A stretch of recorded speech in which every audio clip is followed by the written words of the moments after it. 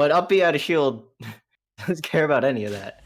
And then like hitting Terry off stage was like one of his weak spots. Is something Game & Watch can also do really well.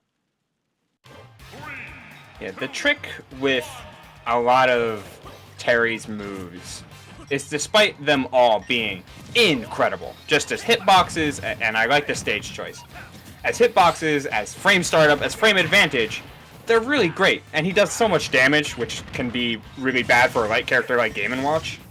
Terry's also very edge guardable. And he doesn't have a move that's safer than -3.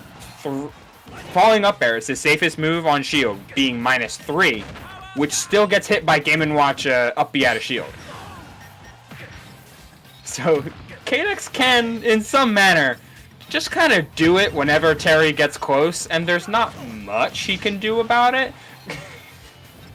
I mean, even if you bait it out, like, then you have to worry about the mix-up afterwards. Like, oh, is he gonna down air? Is he gonna fall with back air?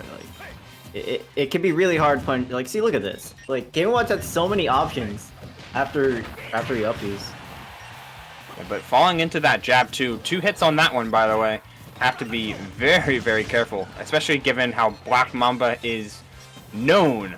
Like, she's known to press buttons sometimes, especially when in a ledge trapping situation. She'll do dash back up smashes, try and catch her landings with the rising tackle. Like, she's looking for the kill always. I think Black Mamba was trying to go for the charge on the rising tackle. That is a good kill move that Terry does have. Yeah, invincible on the legs, a means of out of shield option that Terry doesn't always have privy to, given the Nair is a better rising area than a landing aerial. Still, options be options, and Black Mamba's trying to use them to get past Game & Watch's juggle game, but oh man, Game & Watch up air, CadeX making full use of all of the tools. Uh-oh, that's damage. Yeah. Quick 42% from ledge, by the way. You know, our Game & Watch supposed to be in a bad spot. Don't think we're gonna be seeing FD again. Really don't. Yeah, I think Terry really needs platforms to get down in this matchup. And man, and CadeX SDIing out of the jab power dunk. Okay, I mean, it beat the super move. That's yeah. Buffering an air dodge to try and get some means, but I don't think Terry was getting that anyway. Black Mamba looked flustered towards the end of that game one, and she, like, there's definitely ways that she can counterplay some of what CadeX was doing, but CadeX just seems so refined in his juggle game that there was so little that she could do to get her feet back on the ground.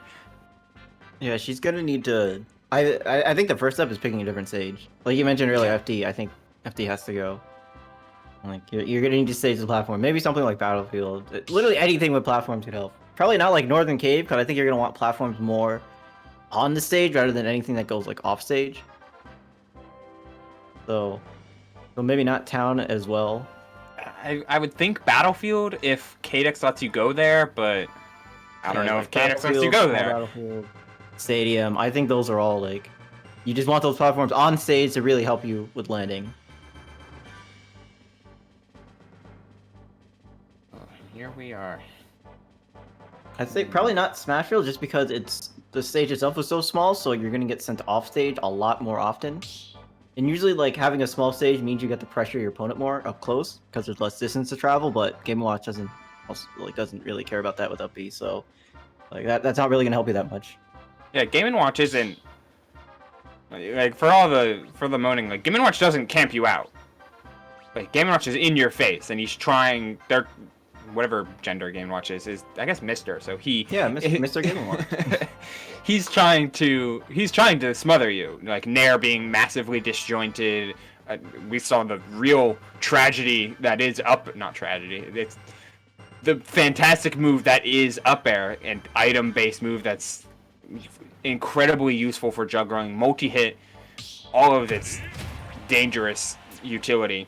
So I'm really thinking that a stage selection would be useful for landing mix-ups rather than for straight up like smallness. Like you're not using it for offensive purposes, but defensive purposes.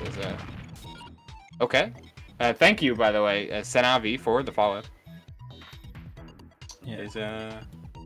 All right. So I think what might be happening is on the Game & Watch stage, because it's actually 2D, the hitboxes are also now in 2D instead of being in the third dimension. So like stuff like the Z-axis don't work. So that could affect the gameplay. So they might be talking about that, like, hey, I don't want this stage because it changes how hitboxes work. Yeah, is it like not a legal form of Battlefield counterpick? Because there's been plenty of those in other versions of the game. Yeah, I think the best example I saw is when Charizard crouches. He kind of looks like if you look at him from up above, he looks like a croissant. So he's like a crescent shape. So we'll see F smashes. They'll go like between his head and his tail, but won't actually hit Charizard. But on this stage, you can hit Charizard. A croissant. Yeah, I don't know why I kind of said crescent, but for some reason in my head I'm like, oh, Charizard looks like a croissant when he does that. we understand what a crescent shape is. Yeah, no, he looks like a croissant. I mean, you should probably check that out in SmashGG chat instead of in Twitch chat, because we do not have the answers for you, my friend. Yeah.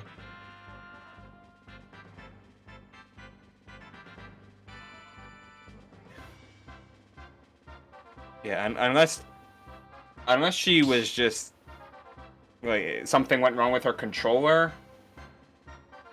but it probably is just one of those things. Like the Game & Watch stage changing the Z-axis, like that's gonna fuck up a lot of Terry stuff and not necessarily a lot of Game & Watch's stuff. But I don't know specifics, like what it messes up. Usually, like people like like Cloud Nair, like his legs go on the Z-axis, so like Villager slingshot will go through his legs. But obviously on like the Game & Watch stage, that wouldn't happen because there's no Z-axis to go into. Which honestly, I wish hitboxes were like that. like we played this game on a 2D plane. I wish hitboxes also acted as if they were on a 2D plane, but the majority of stages are 3D based, so we'll just have to go with that. Yeah, it's hurtbox and hitbox accuracy usually is taking precedence from a visual design standpoint. So if the models are in 3D, so are the hitboxes, which is a weird thing to. It would be a weird thing to try and distinguish. It wouldn't be hard. It would just be like awkward to make the hitboxes in 2D, but the models in 3D. But it's been done plenty of times before. Plenty of 2.5D platformers have hitboxes in 2D, but models in 3D. So it's... Yeah, I feel like a lot of fighting games that use 3D models just don't have the same problem that Smash does. But we're just gonna move on to this game. And that's why character individuality has been the main, as Black Mamba I do believe is dead. Character individuality has been much more of the design focus than specific hitbox interactions. Which is why we have characters like Steve who are more invoking Steve and Min who are more invoking the feelings of their own game rather than being like developed for Ultimate. They're more trying to represent Minecraft or ARMS, etc. So one thing I've noticed from Black Mamba is whenever she gets a chance to ledge trap, she'll go for like a hard read with the smash attack or like bird knuckle.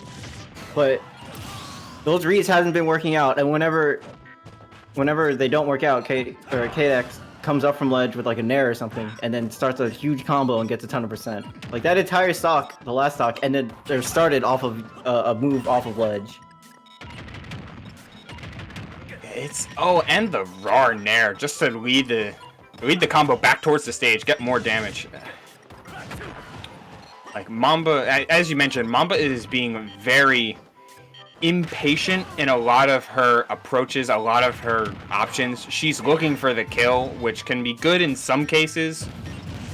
Trying to chase Game & Watch high as he recovers, for instance, can be pretty good. Oh, I think that's it. But Game & Watch's edge guarding is so good, and his lead trapping is equally as good. So it's hard. Yeah, that That was a rough. that looked like a rough matchup. Yeah. Not having anything like Terry